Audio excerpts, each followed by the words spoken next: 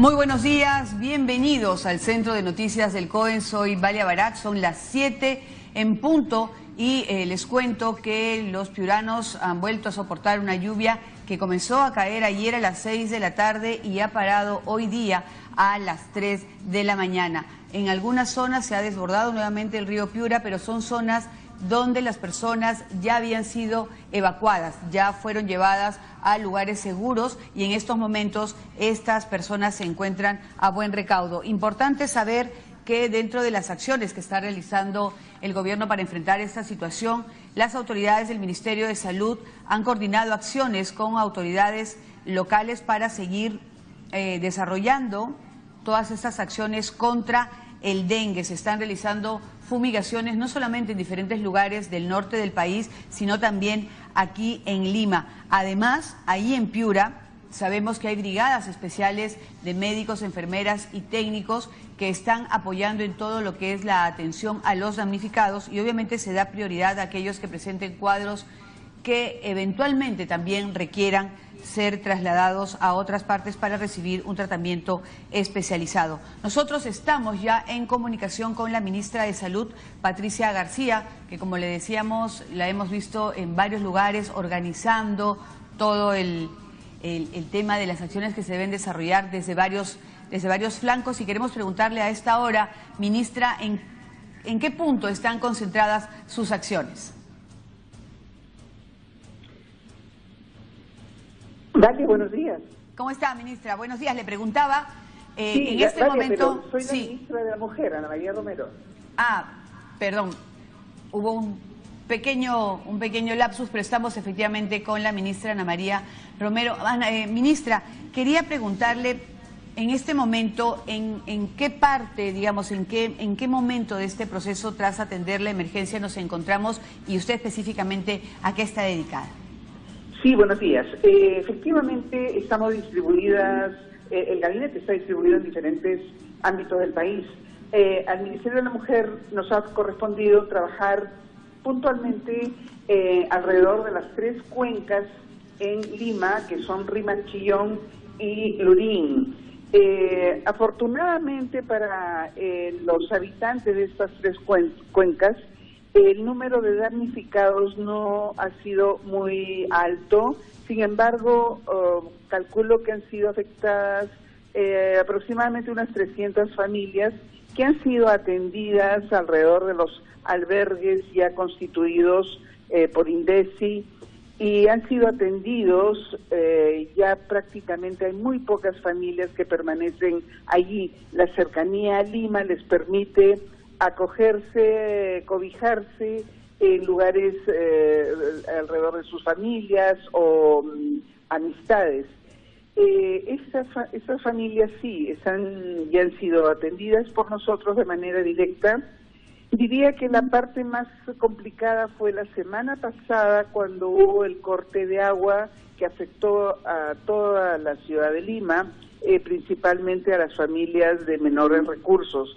Ahí pudimos entregar agua a través de cisternas y aquí un agradecimiento, ¿no?, eterno, permanente a las empresas privadas, a personas que nos apoyaron, pero permanentemente con cisternas que pudimos llevar a Caraballo, a San Juan de Miraflores, San Martín de Porres, Comas, Cieneguilla, en fin. Ahora estamos en una etapa ya de pensar con las autoridades locales organizadas en la Mancomunidad del Norte, por ejemplo, o también el conjunto de alcaldes que están alrededor del río Chillón y Rímac, para evaluar los daños ocasionados por el niño costero, con la finalidad de ya establecer un cronograma, un plan de trabajo para rehabilitar, recuperar, ¿no?, lo perdido, pero con una mirada, Valia, de que no sea como resolver temporalmente el problema, sino que sea encontrar una solución permanente, que no estemos cada año lamentando la crecida del río, etcétera. Y todo esto empieza por una toma de conciencia de la población de la fuerza que tiene la naturaleza. Entre esa fuerza están los cauces de los ríos. Los ríos recuperan su espacio.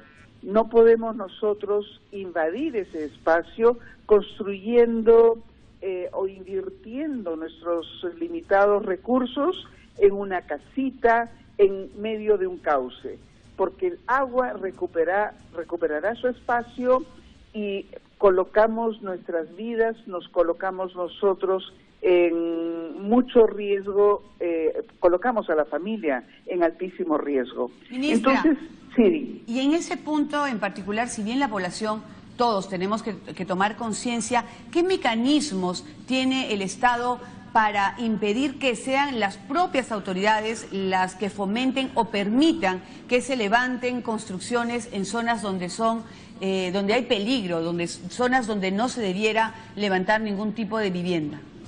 Existen mecanismos, existen leyes, existen normas de nivel municipal, de nivel regional.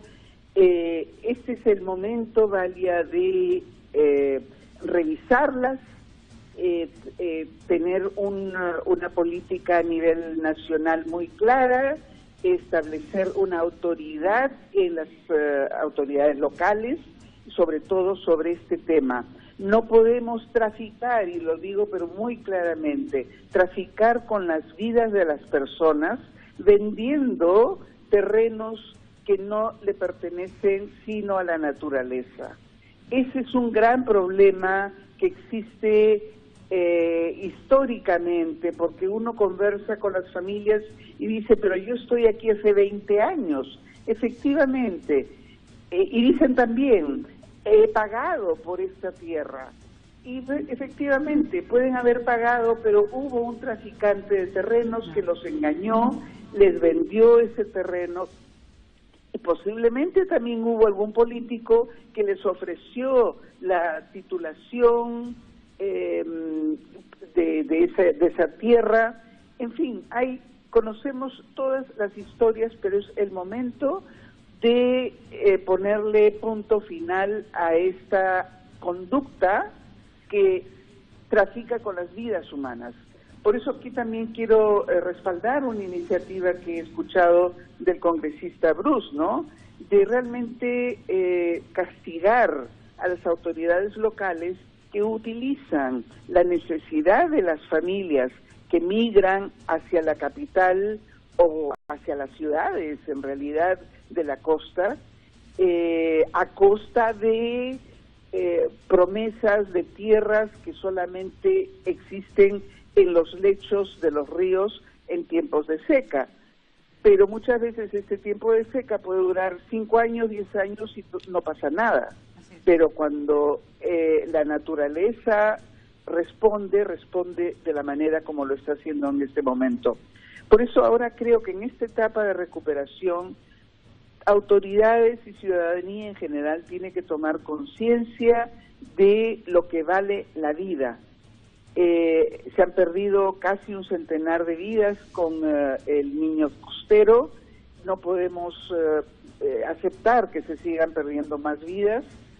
Y de aquí para adelante puedes pensar en un Perú más civilizadamente organizado, no en los lechos o en el medio de los cauces. Muchísimas gracias, ministra. Importante reflexión, importante saber, obviamente, que hasta de las situaciones más difíciles y más adversas uno tiene que sacar algún aprendizaje. Y si algo nos queda claro es que no se puede permitir que se sigan levantando construcciones en zonas que representan peligro, en zonas donde no se debe levantar ninguna construcción, por pequeña o grande que ésta sea. Muchísimas gracias a la ministra de la Mujer, Ana María Romero Lozada. Solo recordarles que desde el 2 de abril, es decir, desde este domingo, solo se van a recibir donativos en 2 puntos de acopio oficiales, que son la Villa Deportiva Nacional, la Videna, y el Divós, en San Borja. En el caso de los otros puntos oficiales donde se ha venido recibiendo estos donativos, los de acopio, Palacio de Gobierno, Megaplaza y el Jockey Plaza solo van a atender hasta mañana sábado 1 de abril, desde las 9 de la mañana hasta las 6 de la tarde. Y a partir del 2 de abril, es decir, desde el domingo, solamente se recibirán donativos en La Videna y en el Divos. Nos vamos, pero nos reencontramos a las 12 del día con información en directo desde el Centro de Noticias del COE. Buenos días.